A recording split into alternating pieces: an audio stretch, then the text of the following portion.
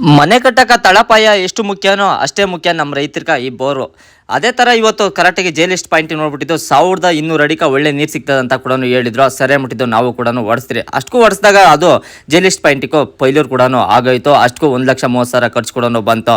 Bore ಎಷ್ಟಪ್ಪ ತಗೊಂತಾರೆ ಅಡಿಕಂತ ನೀವು ಕೇಳಿದ್ರೆ ನಮ್ಮ ಕಡೆ 130 ರೂಪಾಯಿ ಕೂಡ ತಗೊಂತಾರೆ. ಒಂದು ಅಡಿಕ 1000 ಗಂಟ. ಸರಿ ಮುಟ್ಟಿದ್ದ ಹೋಗಿದ್ದಾಯ್ತು, ಏನು ಮಾಡೋಕ್ಕಾಗಲ್ಲ. ಮುಟ್ಟಿದ್ದಂಗೆ ಟೆಂಕಾಯಲ್ಲಿ ಪಾಯಿಂಟ್ ನೋಡೋದು ನಮ್ಮ ಅಪ್ಪ ಹೆಣ್ಣನ್ನು ಕೂಡ ಕರೆಸ್ತಾರೆ.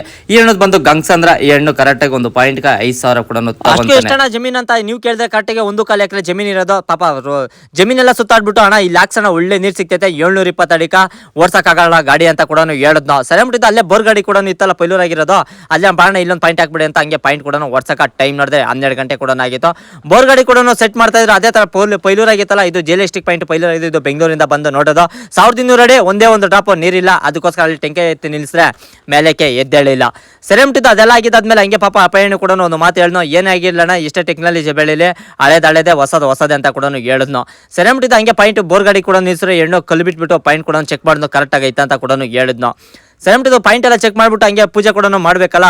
ಟೈಮ್ ನೋಡಿದೆ 2 ಗಂಟೆ ಕೂಡ ಆಗಿತ್ತು. ಪೂಜೆ ಕೂಡ ಮಾಡ್ತಾ ಇದ್ರು. ಪೂಜೆ ಎಲ್ಲ ಮಾಡಿದಾದ್ಮೇಲೆ ಇವರು ಬಿಟ್ಟೊಡೆಗ ಫಸ್ಟ್ ಒಂದು ಈ ಬಿಟ್ ಕೂಡ ಹಾಕ್ತಾರೆ. ಯಾಕಂತಂದ್ರೆ ಮಣ್ಣೆಲ್ಲ ಒಳಗೆ ಬಿದ್ದೋಗ್ತೈತಲ್ಲ, ಅದಕ್ಕೋಸ್ಕರ ಕೇಸಿಂಗ್ ಕೊಡ್ಸಕ ಈ ಬಿಟ್ ಹೊಡೆಯೋದು.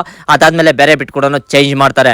ಇವ್ರು ಎಷ್ಟಪ್ಪ ತಗೊಂತಾರೆ ಕರೆಕ್ಟಾಗಿ ಅಂದ್ರೆ 1000 ಅಡಿಕ 130 ರೂಪಾಯಿ ಹಿಂಗೆ ಹೊಡಿತಾರೆ ಅಡಿ. ಅದಾದ್ಮೇಲೆ ಜಾಸ್ತಿ ಕೂಡ ತಗೊಂತಾರೆ, ಅದು ರೇಟ್ ಪ್ರಕಾರ ಹೋಗ್ತೈತೆ.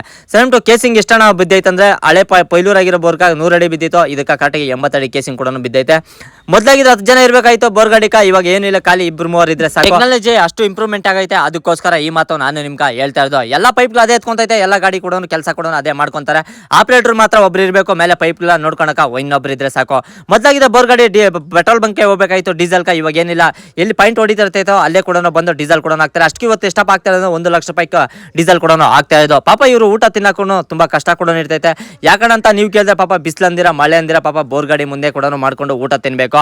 ಅದಕ್ಕೆ ಈ ಮಾತು ಕೂಡ ನಾನು ಹೇಳ್ತಾ ಇದ್ದೀನಿ. ಬೋರರ್ ಗಾಡಿ ಕಷ್ಟ ಬೋರರ್ಗಿದ್ರೆ ನಮ್ ಕಷ್ಟ ನಮ್ಗಿದ್ದೇ ಇರ್ತೈತೆ. ಯಾರು ಏನು ಮಾಡೋಕ್ಕಾಗಲ್ಲ. ಹಣೆ ಬರೆ ಹೊಣೆ ಯಾರು ಅಂತ ಹೇಳಕ ನಾನು ಇಷ್ಟಪಡ್ತೀನಿ. ಅದೇ ತರ 1 ಲಕ್ಷ ರೂಪಾಯಿ ಕಾಸು ಕೊಟ್ಟು ಡೀಸೆಲ್ ಹಾಕ್ಸಿದ್ಕ ಕರೆಕ್ಟಾಗಿ 1111 ಲೀಟರ್ ಕೂಡ ಡೀಸೆಲ್ ಕೂಡ ಬಂದೈತೆ. ಪಾಪ ಅವರೆಲ್ಲ ಊಟ ತಿಂತ ಇದ್ರೆ, ಅದಕ್ಕೋಸ್ಕರ ನಾನು ಶನಿಕೆದಾಗ ಮಣ್ಣು ಕೂಡ ಎತ್ತಾ ಇದ್ದೆ ಅವ್ರ ಕಷ್ಟ ತಿಳ್ಕೊಂಡು. ಅದೇ ತರ ಸೆರೆಮಟ್ಟಿದ್ದು ಅವರು ಡ್ರಿಲ್ಲಿಂಗ್ ಕೂಡ ಸ್ವಲ್ಪ ಮಾಡ್ಬಿಡೋಣ ಅಂತ ಅಂದ್ರು. ನಾನು ಕೂಡ ಸ್ವಲ್ಪ ಅವರು ಹೇಳ್ಕೊಟ್ಟಿದ್ರು, ಅದೇ ತರ ಕೂಡ ಮಾಡ್ಕೊಂಡು ಹೋಗ್ತಾ ಇದ್ದೆ. ಟೈಮ್ ನೋಡಿದ್ರೆ 10 ಗಂಟೆ ಕೂಡ ಆಗಿತ್ತು. ಕರೆಕ್ಟಾಗಿ 3/4 ಇಂಚು ನೀರು ಕೂಡ ಬರಕ ಸ್ಟಾರ್ಟ್ ಆಗಿತ್ತು. ಕರೆಕ್ಟಾಗಿ 720 ಅಡಿಕ 2 ಇಂಚು ನೀರು ಬರ್ತೈತೆ ಅಂತ. ಅದೇ ಪ್ರಕಾರ 750 ಅಡಿಕ ಒಳ್ಳೆ ನೀರು ಕೂಡ 2 ಇಂಚು ನೀರು ಕೂಡ ಬಂದಿತ್ತು. ನಾನು ವಿಡಿಯೋಸ್ ಒಳ್ಳೆ ವಿಡಿಯೋಸ್ ಕೂಡ ಕೊಡ್ತೀನಿ. ದಯವಿಟ್ಟು ನನ್ನ ಪೇಜ್ನ ಫಾಲೋ ಮಾಡ್ಕೊಳ್ಳಿ, ಸಪೋರ್ಟ್ ಮಾಡಿ. ಇವತ್ತಿನ ಕತೆ ಇಷ್ಟು ನಾಳೆ ಸಿಗ್ತೀನಿ ಫ್ರೆಂಡ್ಸ್.